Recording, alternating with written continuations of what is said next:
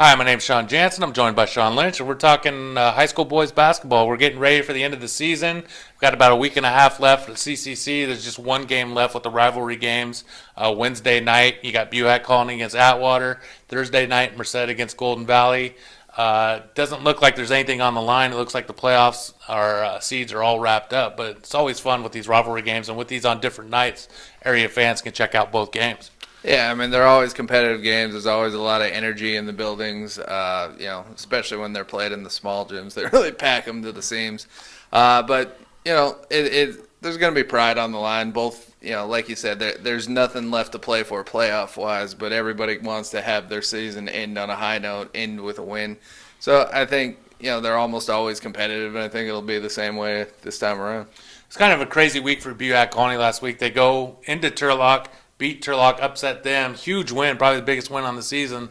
Then Friday night, they kind of laid an egg at Pittman. They lose by 23. What does the Thunder have to do once they get in the playoffs if they're going to have any success in the postseason? John Bliss talked to you after the game about how they don't want to back into the playoffs. They have an opportunity against Atwater to get a win, get a little momentum going. And to do that, they got to play at the pace that they want to play. They got to dictate things. They're a team that's not very good in the half-court set. They're not going to score a ton of points that way. They need to force turnovers. They need to get out and run offensively. And if they can do that, they make it a miserable night for their opponents. It's kind of been like a Groundhog Day type of season for Merced High. Kind of struggles in the fourth quarter, blowing leads against Pittman last week. They didn't blow a lead going into the fourth quarter. They just didn't play well, and Pittman kind of went out to a big lead and kind of ended Merced High's playoff hopes. Yeah, I mean, A.J. Stewart and Jared Pazin have kind of been one of the best 1-2 offensive punches that, especially the last month of the season, they've really been playing well off of each other. They just have not found a way to finish games.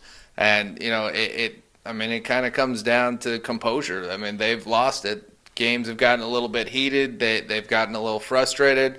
And all of a sudden, a nice tight ball game has turned into, 10-point rout. And, they're games that they easily could have won. They could easily be a playoff team, but they just didn't get it done on the court.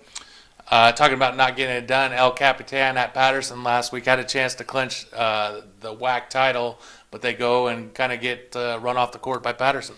Yeah, I mean, the kids talked about it. The coaching staff talked about it. They didn't come ready to play that game. They had a Patterson team that was highly motivated after they won at El Capitan.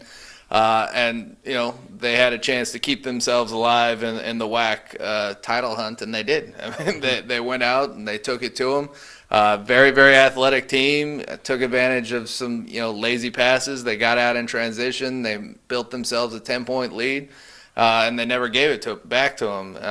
Pretty much from the second quarter on, Patterson was in control of that game, and there wasn't much LCAP could do to get it going. Yeah, the Gauchos are still in the driver's seat with a one-game lead over Patterson with 2 to play. They can clinch at least a share of the title on Wednesday night at home against Pacheco, and then they travel to Los Banos next week to end the season. So they can still win the title outright and see where they end up in Division III. Interesting game on Friday night, even though Merced's not making the playoffs. El Cap against Merced at El Capitan should be a fun game against 2 of our better teams. Yeah, I think it's a measuring stick for El Cap, especially going into the CCC next year. They kind of get to feel where they would have been this time around. They might have been the best team in the CCC. I mean, we've both argued that they could have been right there for the title hunt if they'd been in it this year. And hopefully Merced, it hasn't gone their way, but like we said, everybody wants to play their last game and go out a winner. So hopefully they come to play, and it's a nice, entertaining game. All right, week and a half left before the playoffs. Should be fun.